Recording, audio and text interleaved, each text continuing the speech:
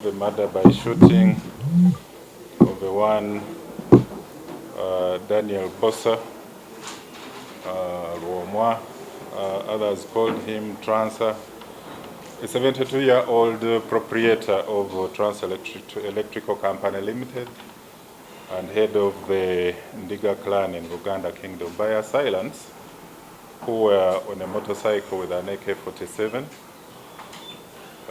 We gave updates on the type of motorcycle called a Haoju type of motorcycle. With they are disguised the number plates. The actual number plate of the motorcycle was registration number UFX 854F, which they disguised with the sellotape to read UEX 754E.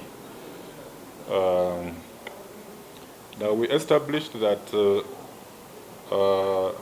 the assailants, who were 3 in number on this motorcycle with 1 gun, first parked in a corner along the road near Lunguja. It is like they had already planned and monitored the movement of the victim.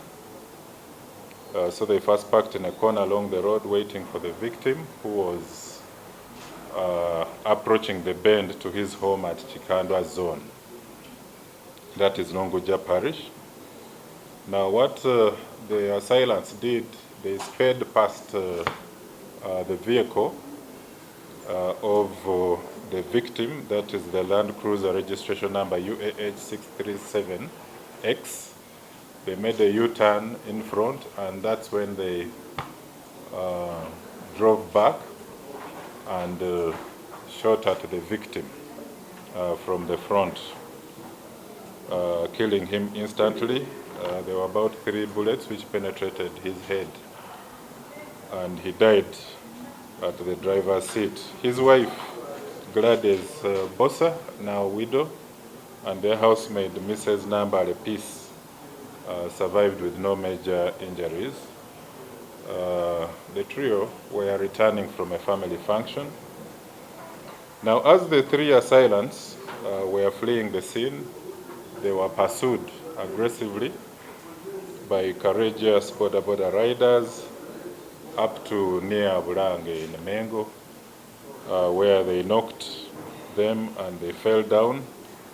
One of the borders who knocked them went on to raise an alarm which attracted an angry mob, and they cornered 2 of the assailants around Mengo. They were seriously beaten, and one of the assailants died on the spot. He has been identified as Seronkuma Enoch. Now, Seronkuma Enoch is also a resident. He's a known resident around Lunguja, so we are building on that information as well. And another assailant sustained life-threatening injuries and was rushed to Mulago National Referral Hospital, where he is under guard by detectives from Kampala Metropolitan, and a 3rd suspect fled from the scene. We've identified the 2nd suspect, who is still recovering from Mulago Hospital as Luja Noah. We took him this morning under guard for a CT scan, and so far the results from the medical teams at Mulago are progressive. They show that he didn't have any fracture on the head, despite the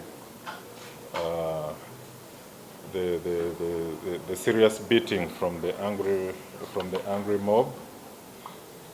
He also doesn't have any bone injuries. So